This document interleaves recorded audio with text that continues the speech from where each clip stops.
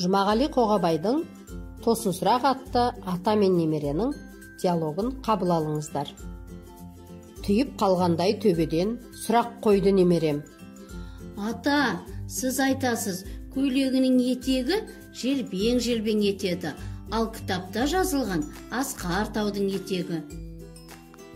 Түсіндірдім өзімше, дүйім жұрттың көзінше. Таудың да болады басы, болады және етегі. Тауда етек бола ма? Шапаны жоқ қой киетін. Таудың басы бола ма? Бөркіде жоқ киетін. Тауда бас бар дегеніңіз мүлде дұрыс емес қой.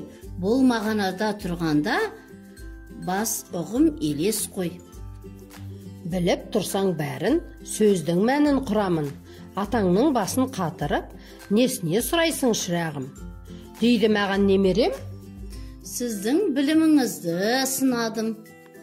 Жайқалған жасыл құрағым, таудан аққан бұлағым, шырқала берсін жыраның, таусылмасын сұрағың, тіпті жүзден асқанша жауап беріп тұрамын.